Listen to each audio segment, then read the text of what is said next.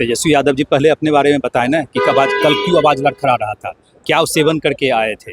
Young हैं, युवा है, साथी हैं, मेरे भाई के तुल्य हैं, लेकिन जिस रूप में बोल भी नहीं पा रहे थे, वो खड़ा नहीं हो पा रहे थे। दर्द हो सकता है, मैं इसके लिए नकार नहीं सकता हूँ कि चलिए कष्ट में है, पीड़ा में है, लेकिन आवाज़ लड़खड़ाना कहीं न कहीं तो संदेह पैदा करता है। अब यह तो उनको सोचना चाहिए कि प्रतिपक्ष के नेता के रूप में वो क्या उदाहरण जो है सदन में देना चाहते हैं। किस तरह का संदेह पैदा कर रहा है? निश्चित रूप से बहुत तरह के संदेह, आवाज़ लड़खड़ाना कोई सामान्य बात नहीं है, खासकर युवा साथी हैं वो, और आवाज़ लड़खड़ा रहा था, बोल नहीं पा रहे थे।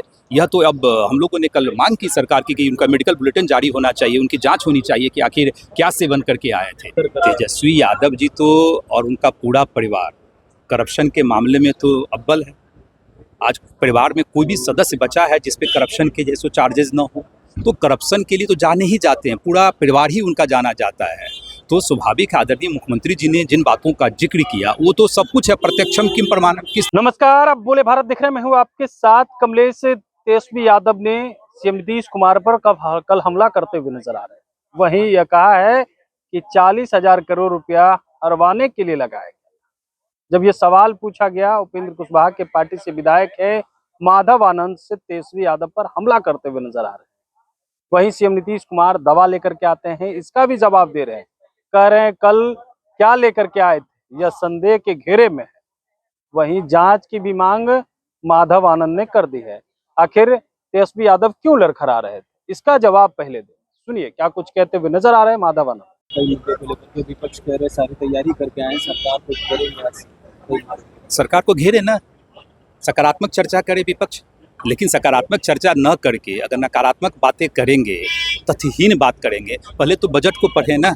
आप तेजस्वी यादव जी और उनके नेतृत्व में जितने भी महागठबंधन के विधायक हैं उनसे पूछिए ना, बजट के बारे में कितनी जानकारी है, कितना वो पढ़े हैं बजट को। जो है सिर्फ रटाया हुआ चीज़ आते हैं लेके सदन में हंगामा करना है, बस यही उनका मकसद है। अगर सकारात्मक अगर चर्चा करें तो हम लोग स्वागत करने के लिए तैयार हैं। एक एक सेक्टर में कितना एलोकेशन हुआ है उस बहस पे चर्चा में सम्मिलित होना है, निश्चित रूप से हम लोग स्वागत करेंगे।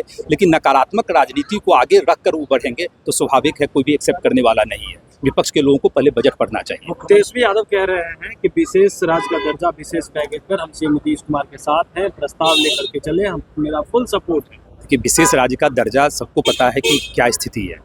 आदरणीय प्रधानमंत्री जी के नेतृत्व में जो पिछला बजट भी आया था और उसके पिछले जो बजट आए थे उसमें बिहार को कितने सारे प्रोजेक्ट भी मिले। तो आर्थिक पैकेज के रूप में हमेशा केंद्र सरकार जो है बिहार को जो है सो दे रही है और आगे भी देती रहेगी। जहाँ तक जो है विशेष राज्य के दर्जे का मामला है वो संवैधानिक प्रक्रिया हम सब लोग जानते हैं कि अभी वर्तमान स्थिति में ये संभव नहीं है। आरजेडी के विधायक कह सकते हैं नीतीश कुमार अगर दवा खा करके आते हैं उनकी तबीयत ठीक रहती है, दवा नहीं खाते हैं तो गड़बड़ा जाता है। तेजस्वी यादव जी पहले अपने बारे में बताएं ना कि कल क्यों आवाज़ लड़खड़ा रहा था, क्या वो सेवन करके आए थे।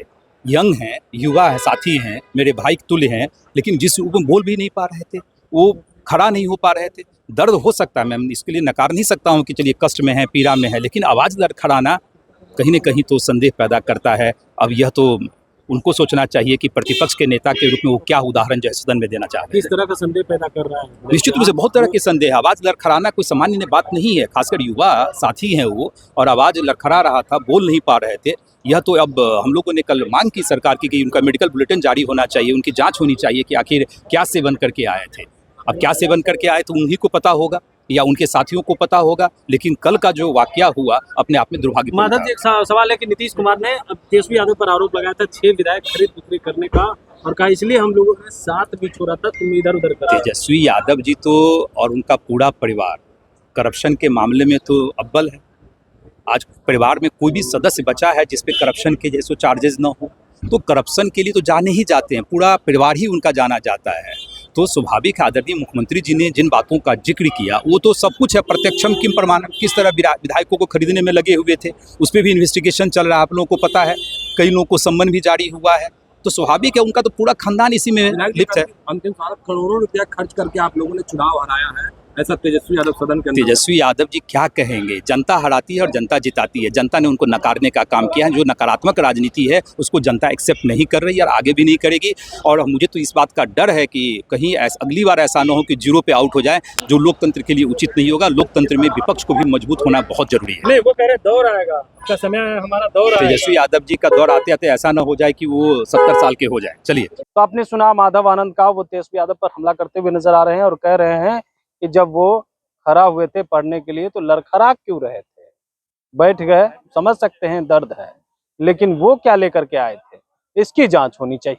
बने रहिए बोले बात साथ, बहुत बहुत धन्यवाद।